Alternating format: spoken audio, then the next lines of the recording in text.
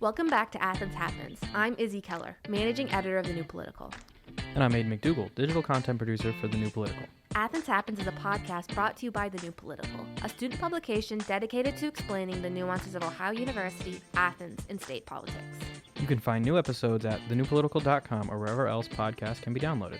According to the Pew Research Center, younger adults are becoming more frustrated with the two-party system and the partisan divide that comes with it. In response to high amounts of political division, some see third parties and independent candidates as a viable option to end partisan divide. It's clear that the disconnect with our political party duopoly is at its highest point in decades, and much of that frustration lies at the center of the electorate. Third parties have played a crucial role in shaping United States politics for good and bad, from bringing us pro-worker reform and welfare to even laying the groundwork for former President Trump's right-wing campaign. Today we are back with TNP opinion writer and Forward Party regional coordinator for Southeast Ohio, Mark Harris, to talk about third parties in Ohio and around the U.S. Hi, Mark. Thanks Hey, for how's it being here. going? No problem. Glad we could make this happen this evening. I know it was kind of here at the end of the school year and everybody's busy, so. Yes, we really appreciate you being here. Can you tell us a little bit about yourself again? Yeah, so this is my first semester at OU. I'm an Athens local, coming back to school a little bit late. I'm 25, so I've had a little bit more experience, and I guess I basically spent a lot of time just working, minimum wage jobs or just there above. I cooked long enough that I got a little bit above the bottom pay on that, but it wasn't for me. So I'm going back to school here at OU, and I've been able to, thankfully, to write some pieces this year for The New Political. And then I, of course, with the Forward Party, I have moved from being the captain of the Ohio House District 94. Now I'm up to regional coordinator, and things are going well. I'm having a good time, and life makes sense because it all seems to be going together and connecting in interesting ways. That's great. Fine. So, Mark, why did you decide to join a third party and then become an organizer for it? Well, I mean, this is kind of one of those things that you get asked 1,000 times. Because when we're doing organizing stuff, it's always, hey, introduce and what's your story? So I guess I've got a polished version of it, but at the end of the day, it was sometime last year. I was listening to, I like Breaking Points, and Crystal from Breaking Points, Crystal Ball, spoke about the Forward Party, and she basically gave a list of reasons why she thought that moving to third parties isn't the most viable option versus staying within and trying to reform, for her, the Democratic Party. But for every point she raised, I basically took the opposite position, especially someone I generally agreed with in politics. Just seemed so wrong, that stuck out to me. Around the same time, I was also beginning to listen to the Forward podcast with Andrew Yang, and that same day, I listened to that podcast right after, and they had the website. They said, sign up here if you're interested, and so I did. And it was probably a couple weeks later, I got an email from, at the time, the state lead was Rob Grady, and he invited me to basically be the first captain. After a few months of corresponding, when he finally got to the point where we were getting ready to start that, he chose to contact me first, which I was honored with. That's why I've been trying to do so much and be involved in the movement. I do take it as an honor to have been the first person that he chose to call. So basically, from that point forward, I have been working within the movement to do anything I can within my means. We're not to the point where we're able to fundraise yet, so everything I've done has been my means or people helping me. And we've actually done quite a bit. I want to highlight this past weekend, we took it was around 1,000 items. It was mostly cans, but we also got some toiletries and stuff like that, and we didn't count every single one, but around 1,000 items that we took up to East Palestine and donated. So if any of the listeners donated in that, or the bins were around town, I want to take this opportunity to thank them. Very Wow. nice. Yeah.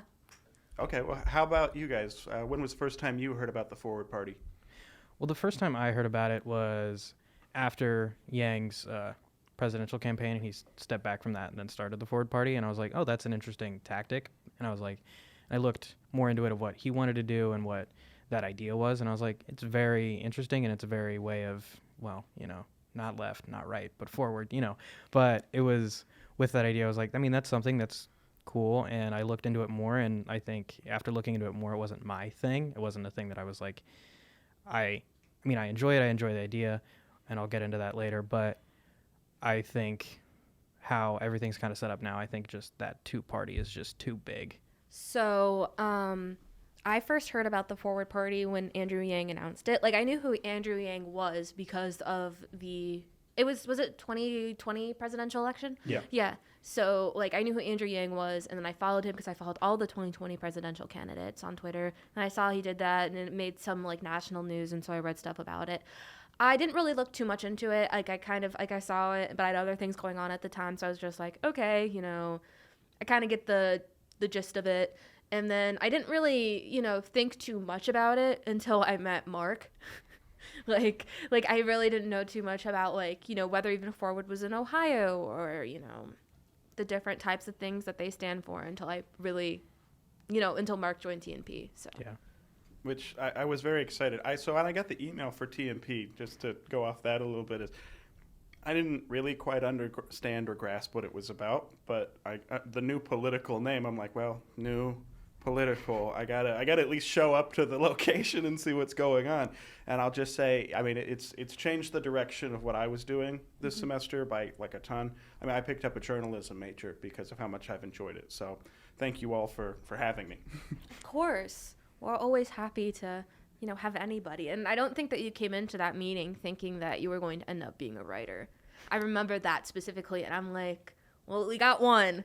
So, I mean, yeah, when I walked in, again, like I said, I wasn't even thinking that lines. But then when I heard what it was and the opportunity, I don't know, something clicked in my head, and it's worked out pretty well since. Yeah. I've really enjoyed it. You two were the same interest meeting. I remember that. Yeah, we were.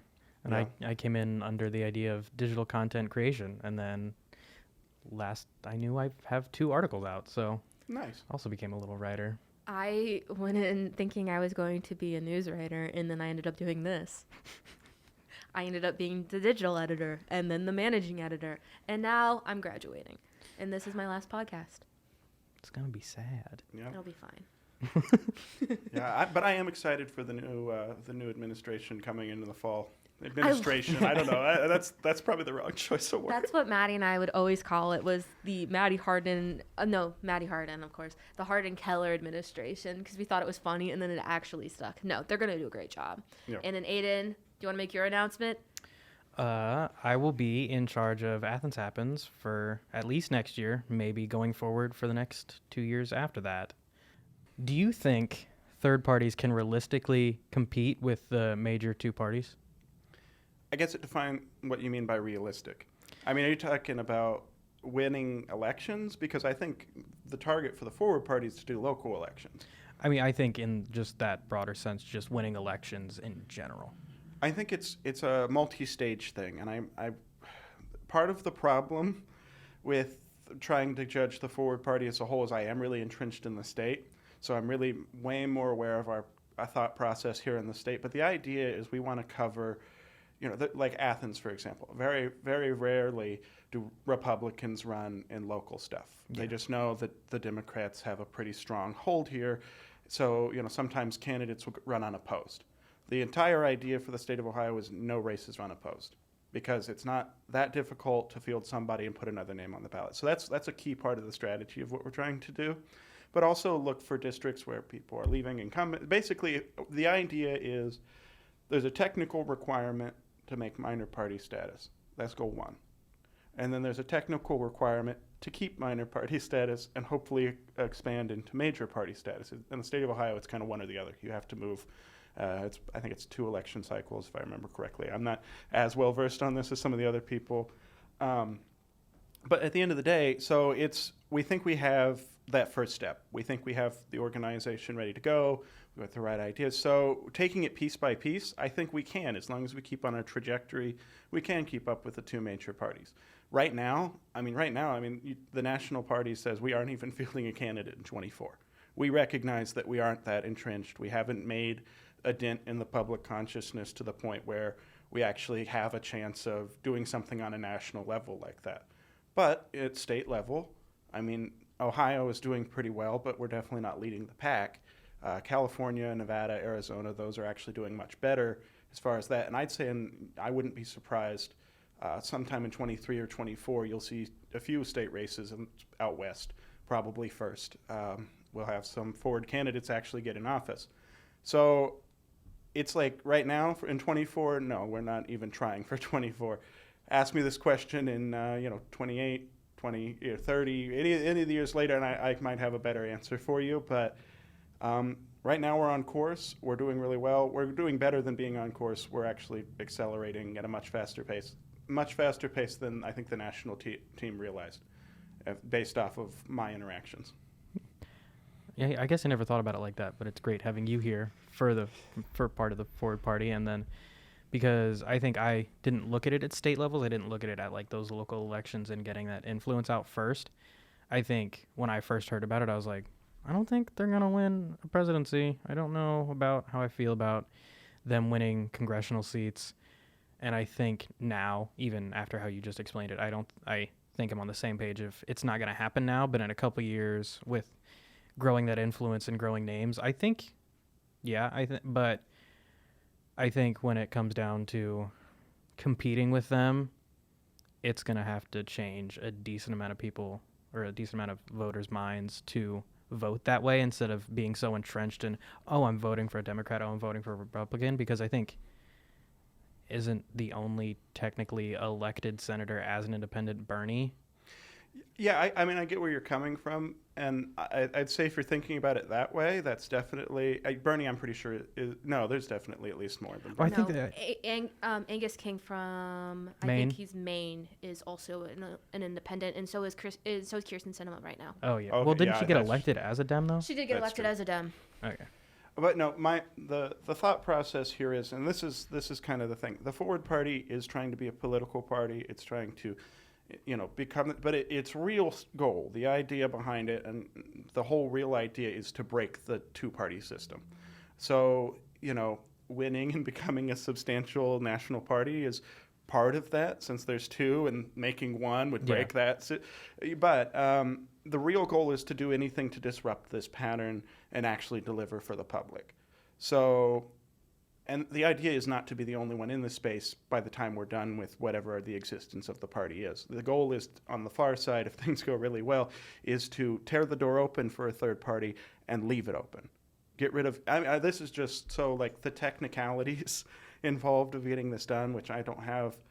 I'm not the lawyers at the state level that are actually figuring this all out. But from what I've heard and has been put down to me as an organizer, what's become clear is there's a ton of red tape to basically make it really hard in the state of Ohio. Other states are a little bit better about it. But in the state of Ohio, to prevent small third parties to pop up.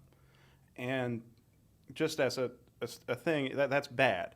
The more you have small groups of people within, because that's the thing. It's like maybe you don't have a successful national third party, but why aren't there any successful state third parties? Yeah. That are just focused on issues in their state. This is the kind. Like Forward is trying to build that national position, but they have constructed a system that makes it basically impossible. It's why the Greens failed, the Libertarians failed, and the idea is try to break down that system when we get on the other side. There's an argument that if the Libertarians at their peak, when they actually had gained some ground, had went back through and been able to succeed in breaking that up and opening the door behind them, that this could have gotten better. But we're not there yet, and even Libertarians didn't get enough real power to go and do that kind of thing. So I think that it's all about, we have success on our first goal. Looking beyond that's a little bit, guessing game. It's like trying to guess who's going to be president in, 2 election cycles from now. It's like there's just too many variables between here and there. But for the first step, we are on course. Yeah. Again, I think that's very fair because, again, I looked at it from a national level, and I think looking at it with my start to a political science degree, I focus on that national level more than I should state, but I know both are extremely important. But for me personally, when I first figured out what we were going to do for the pod today, I was like, I think I came to the conclusion that our two-party system has evolved in such a way to where it's become so massive and so this or that. And I think at the point we are now, it's kind of impossible for that third party to win. And I think you kind of made that point kind of understood that it's has to start small and start local, start state, and then build up. And I think that's a good perspective on it. Well, it's like Russian dolls. For like a lack of Yeah. a better thing, it's like if I only have that outer shell and you go to step on them, they'll crush in. But if I have the entire thing smallest to big in that, you can't crush it. So the idea is if you build small internal units and then stack those units, by the time you're actually up to that level, you've got enough resilience that even in a fight that you're up against a much stronger opponent, as will likely be so in that when we get to that point. But it's all about setting yourself up for success even in the face of strong odds. Well, do you think that a third party is beneficial for democracy? Oh, extremely. I honestly, I think the fact that we have a bipolar two poles view for most of politics is the worst state it could be. I mean, there's an argument that the kind of unipolar post-Second World War America, where there was two political parties, and they did have some difference, but they were mostly on the same page on 90% of stuff. At least stuff got done that the public was interested in, by and large. I mean, obviously, there's plenty of specific examples you could point to, but overall, the tone of politics actually was people's interests. I mean, they called their senators when the price of milk went up. Yeah. Okay, when's the last time you called any government official when the price of housing to own a home in your life goes up? You know what I'm saying? I call my grandma regularly. Okay, well, is your grandma? She used to be. Oh, okay. Well, but still, I had to make the joke. I'm sorry. No, it's okay. But no, I get what you're saying. But at the end of the day, that's what's changed. Now with the two parties, the two poles, it's one versus the other, and the distraction is completely in that. Yeah. The argument of third parties is it's not optimum to have three. That's not put forward's position. The optimum is 5, 6, something more, that actually represents people's interests, where multiple parties can agree on a piece of legislation and outweigh the other side, like the parliamentary. I was going to say like a parliamentary system, yeah. And I don't judge me. I'm not as well read on the European models.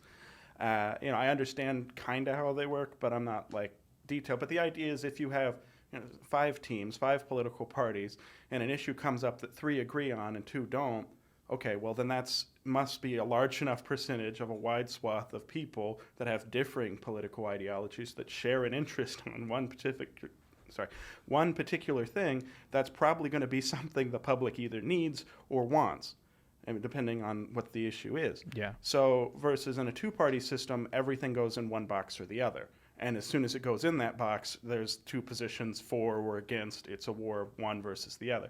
So nothing can get through because nothing can ever be in both boxes. Because, how many times, I brought this up the other day, how many times have you heard senators privately say they support the legislation, they actually agree with what the bill is, but it's sponsored by the opposite party, so they'll never vote for it? Yeah. That's people's actual political wants in government that they're not expressing because of partisanship. That's a problem. Let me ask you this. How do you think we got here? That's actually been the big question. Mm-hmm. I think things went wrong in the 70s. That's personal take. But I think really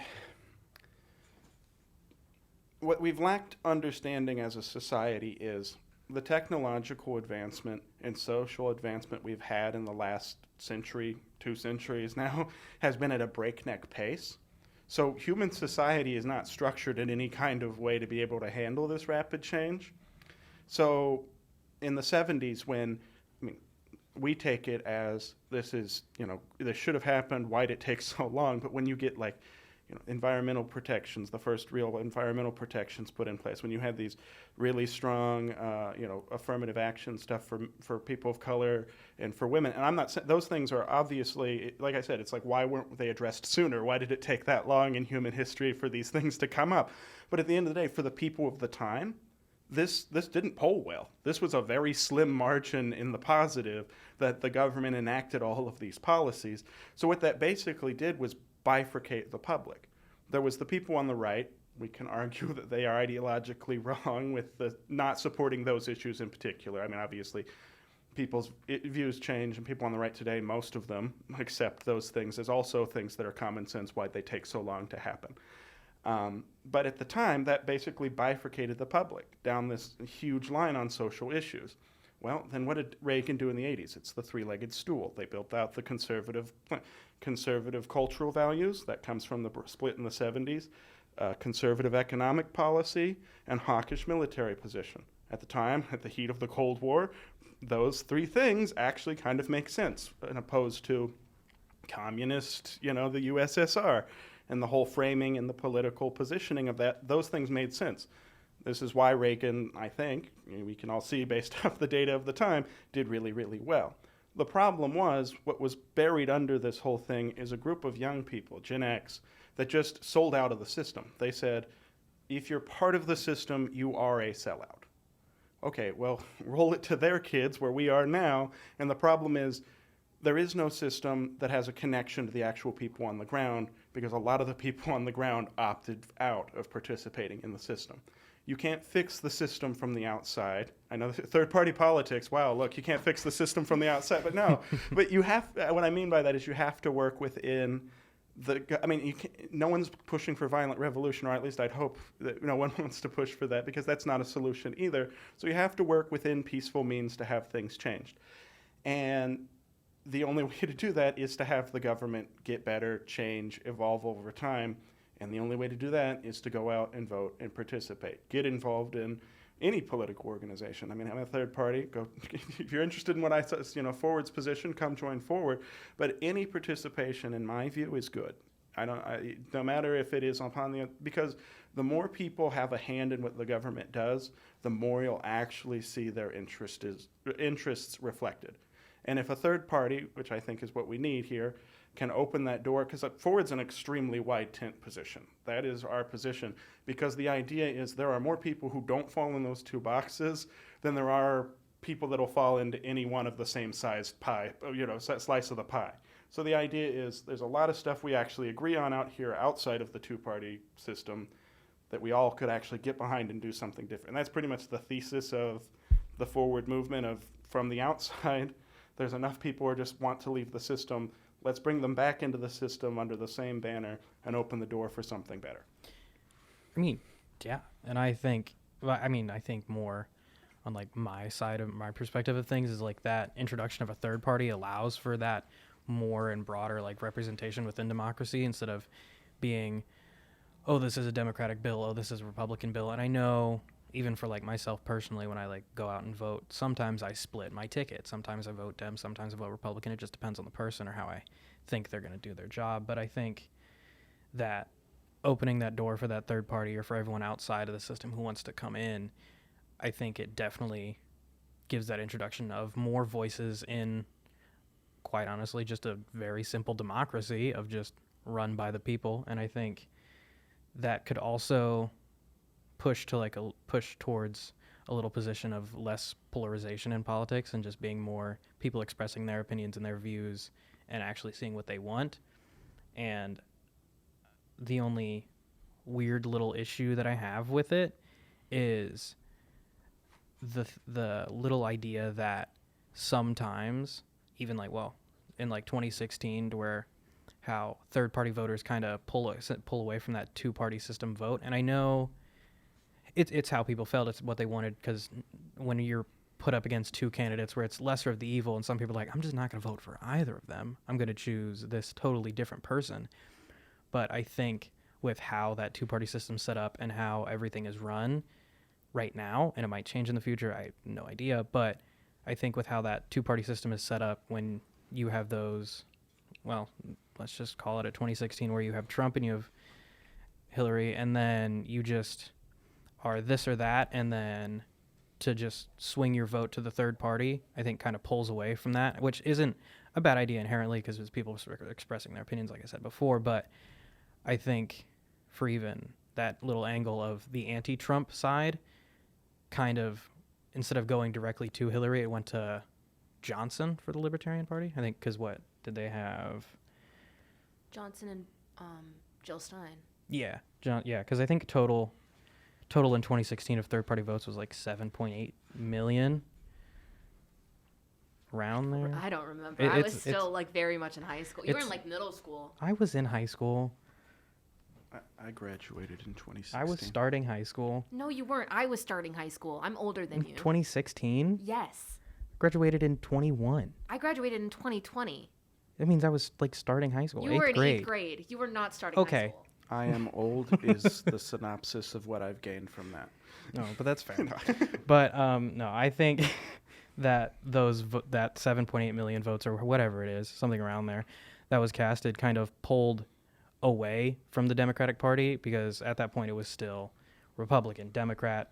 You have libertarians there, you have the Green Party there, but no one, that platform wasn't really there and ready and available. And I think that pull away from Trump and away from Hillary kind of helped Trump win that election in a sense. And I think even to 2020, when it was Trump-Biden, that decrease in third-party votes kind of helped Biden in a sense in like Pennsylvania or Wisconsin, or no, not Pennsylvania, Michigan and Wisconsin. I think though that helped him win that, and that helped him win the presidency. So I think with how our two-party system set up, it kind of hurts. And I think eventually, like you've said before, starting local, state, and growing, I think then that builds that better idea. But I think for right now, a third-party system isn't crazy beneficial, because I think it pulls away certain votes. And I don't like that idea, because I like the idea of basic democracy in itself and everyone having a voice and a government being run by the people. But I think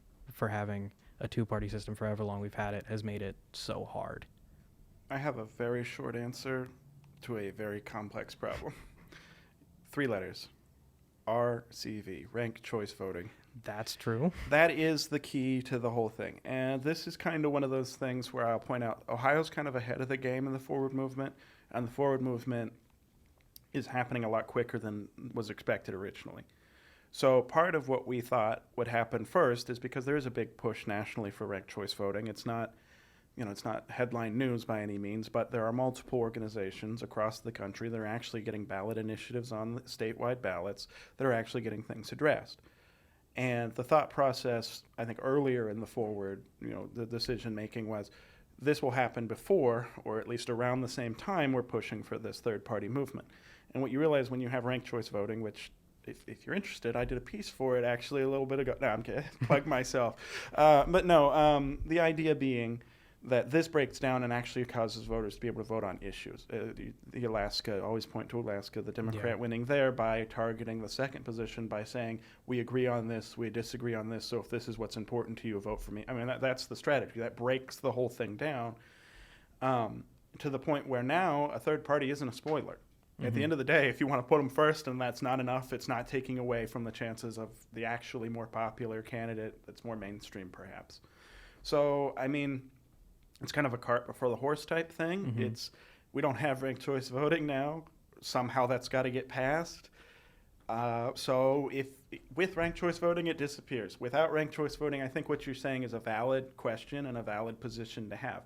I think that's part of why Forward's secondary position is anywhere we don't have a strong candidate in, especially so like the 2022, we were technically beginning things and they had enough that they officially endorsed a few candidates. The idea is we're not sure where that's going to shift. Depends on if we can field a candidate. Obviously, we don't want to oppose our own candidates. But if things don't, let's just say we, for example, I'm pretty sure we're not very big in the state of West Virginia right now. If I'm wrong, sorry, West Virginia Forward Party. But no, they're a little less developed. But say there isn't a candidate that's run in West Virginia. Forward might not even come out and fully endorse, but they expect people part of the Forward Party, if they don't have a forward person running in a race, to still participate and vote for the candidate they think they're best. So we're not saying don't ever vote outside of party. They're just saying if party's there, obviously we want you to support the forward candidate. But if there's no one there, we want you to be good citizens. Come and vote your conscience.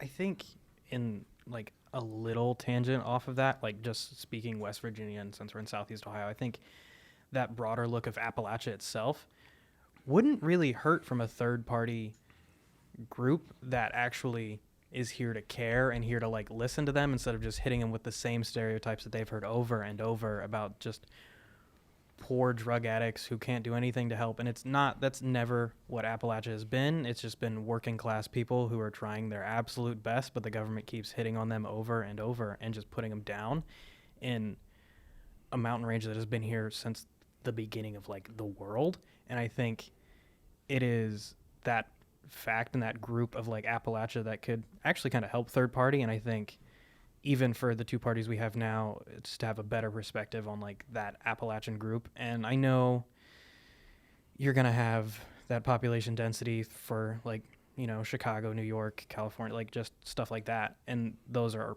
probably going to continuously vote blue in the way that they do.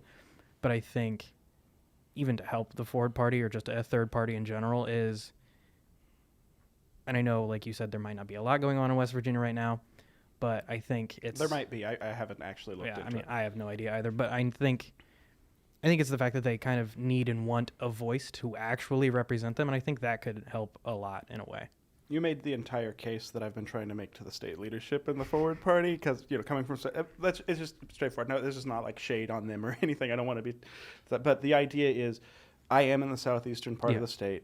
There are less organizers down here. There are less stuff going on right now. I'm trying to be hyperactive. But at the end of the day, the bulk of the numbers in the state party actually fall in the 3 Cs, as everything involving politics in the state of Ohio. Yeah. So you basically made my core thesis is if we can solve the problem of rural Appalachia and apply that to the entire region, not just the state, the party has a real shot at least regionally having some success.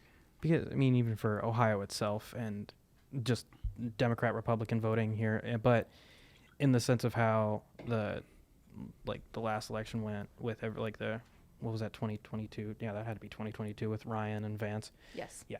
But with how that went of how blue Athens County is and how every other county around it is all red, and I know that comes from college students voting in it here in Athens and stuff, but I mean, I have my own little issue with it that I won't really get into right now, but I think it's like you said, it's controlled by the big C's, of course. And then if you look at a map of like anything, it's always a little Athens County's blue just because you have students voting, but it's not representing that Southeast Ohio in a way. And I think that's kind of what hurts sometimes. But even with how the 2022 election went with Vance winning and Jay Edwards still being the representative, like the district here in Athens County. And I think that voice is kind of what the people of the Appalachian region kind of want to see, or kind of Southeast Ohio region want to see more specifically. And having that voice in politics is probably going to be the most beneficial. Well, like Ayden said, you know, people in Appalachia are typically ignored, but I think that there's also that kind of being ignored and kind of cast aside, and then also heavily scrutinized and heavily stereotyped has led to decades of just a lot of mistrust with, you know, mistrust of institutions and systems. So, like, you know, if we're talking about, like, the Great Depression, you know, from that until probably up until past, 20 years, you know, Appalachia was strongly Democrat because of the labor unions. Labor unions, and then also there was a lot of social programs that really helped people in Appalachia, whether that is in the form of, like, you know, Social Security, you know, food stamps, you know, workers. There was stuff, I forgot what it's called, but worker stuff, like, you know, those alphabet programs. Basically, yes. I mean, Stroud's, that was part of that. They built the dam in the 30s. Yeah. Because it was the government subsidized. Yeah. There were government subsidized workers who would do a lot of just like improvement work, infrastructure work, and a lot of that is missing. That's why all the infrastructure sucks now. But, you know, policies like that really impacted people. And eventually that turned into the, like, lack of attention turned into, you know, hating everything. But, like, you know, I do think that that's something that but all third parties can kind of step into and help with. Well, I want to start with New Deal era politics might have technically died with the Carter administration. Probably. But the ideas behind it still resonate. Yes. At the end of the day, and this is the debt ceiling, the news that came through right then is money is not based in anything. The government mint the coin. I don't know if you've heard that. They could just make a coin that they say is worth that, literally move it from one location to the other, and boom, now you fix the debt crisis. Because it's all a numbers game. So at the end of the day, if the government has the resources to invest in the area, they didn't need Stroud's. They didn't need it is useful for things, but it wasn't like necessary for the region. The people weren't calling out for that lake to be built there. It was, these people are struggling. We can give them something to do and money for it. so that they actually can build an economy and actually survive the things that, then that kind of machinery that we can actually go into areas and provide wealth and jobs and stability to them has not gone away. The whole national conversation right now pretends like that's not a thing, but it's still there. We still could do that at any point. So my thought process on this is it doesn't matter if it's a third party, hopefully hopefully the forward party if we get there, or it's one of the two major parties want to listen to what I'm saying suddenly all of a sudden and realize this, that will win you votes. If you want to turn, as seemingly they want to do, is dollars into votes, that is the easiest way. But the problem is that will give you a strong voter base with an opinion and the time and resources to organize for what they want. And that's the real secret of the whole thing is politicians don't really want that. They have all the power in the situation. They want to keep it. Helping people will help you win elections in the short term. When those people have enough money to think on their own, it's up to them. And that's something that the two major parties at this point, I don't think are willing to give up that level of control. It's a reasonable assumption to see why you would do that. The exact reasoning being, well, if I give up that death grip on that, the Republicans will definitely show up and do it. Or from the Democratic perspective, if I give up on this, the Democrats will come and take it. And as long as they keep you trapped in that mindset, things actually don't ever improve. And that's the problem at the end of the day. What do you think the future holds for third parties in American politics? Pragmatic or pipe dream? Now, Either one. Pipe dream, the forward party ends up being the first major third party, opens the door, and we end up in a 5 or 6 party system where we actually talk about issues and deliver for the public, but besides from political partisan positions. There's the pipe dream. Pragmatically, if we can itch out a third party space under the banner forward, under the banner anything, and actually open the door for third parties and get people's interests represented outside of the bipolar system we're in, that's a success. I think we're on, like I was saying earlier, I think we're on the right trajectory. But, so I guess you want to go election cycle by election cycle. The 24 cycle, it looks like the goal is to field as many candidates as we can across the country and make a splash. The more candidates we have, the more we prove we're an actual viable thing. So that's our focus one. The idea for, the next election cycle for, the midterms and what's that? So 24, 26 is, well, at least within the state of Ohio, at that point we'll have to either make it to major party status or fall off the minor party status, which I'm pretty sure the movement would still just push to try to regain that. And if we got it, then obviously we're now major party status in another state. That's the same game that's being played across all the states that we have a movement in. And then I would assume for the next presidential, the 2028, the idea will be to try to field a presidential candidate with the backing and support of the candidates we've had across the country. And in that meantime, working with rank the vote organizations and trying to get that process turned over. That's forward's push right now. If another third party wants to get into the space, which would be, in my opinion, a good thing, I think as long as they're willing to follow the main thing I wish that any other third party, if they want to rise up, will do is keep the polite discourse. That's what has to change. We can't do this echo chamber, everyone's wrong because they're on the other side of the aisle. That's what's got to change. If you have a particular ideological position and that's what you want to push for, that's fine. Just do it politely and in a reasonable way. We can walk away disagreeing, but as long as that's the ethos of any other third party, and that's the ethos with Forward, I think that's the main piece that will improve things for American politics is civility. Yeah, that's kind of fair. I mean, I get it. I mean, but I don't know. I think for the future of third parties or just multiple parties in general, I think current, future, and basing it off like election cycle and stuff, I think even in the next like 12 years, for me personally, I don't think we're going to see that presidential win. We might, if stuff ramps up and people change their minds in the way that they do, or actually feel like it's a good fit for them, I think we might see like some congressional representation or even on state levels. But I think for me personally, I'd like to see kind of like a parliamentary system where we have like 5 parties or something, to where it's ideology spread across the entire political spectrum.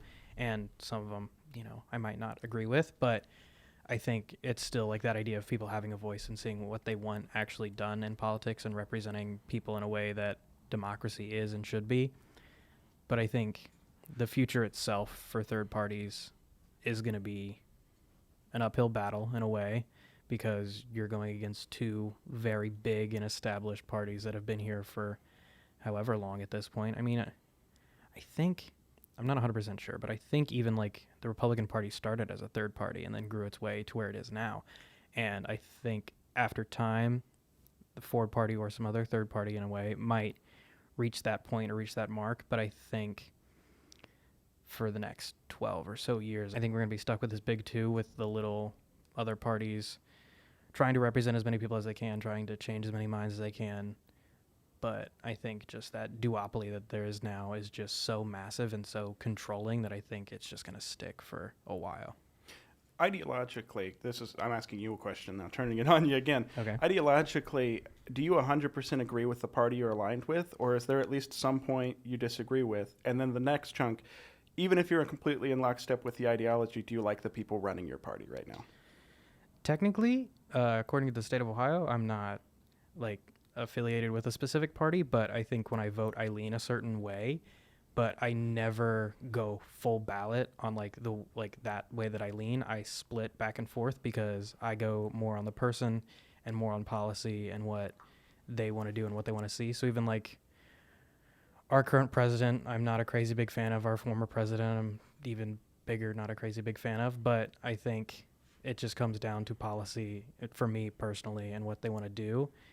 Because some of the policies of the current administration I don't hate, some of the policies of the previous administration I don't hate, but I think as the overall of what they are and who they are and what they want to do, and certain aspects to where they just dig themselves into deeper holes to where I don't agree with, I think ideally I would want to see someone who can see both sides of issues and knows how to actually represent people on both sides of issues and actually make a change that isn't partisan, a change that's more bipartisan to represent the United States or just the state of Ohio as a whole.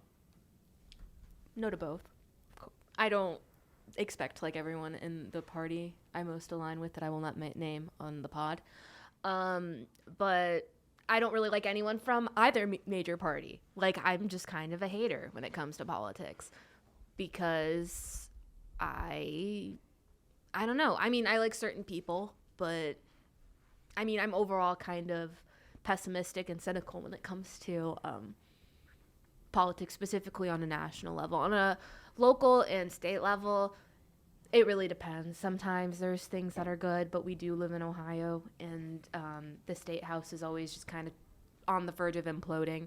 So, you know, but I do want to emphasize I don't expect to like everyone in politics. Don't expect to like everyone in every single party. I don't expect to like everyone in the state house. I don't expect everyone to like everyone on city council. But, you know, again, I think the focus should be more on, you know, the people rather than those who are elected. You know what I mean? Even for those who are elected, the focus should be on the people.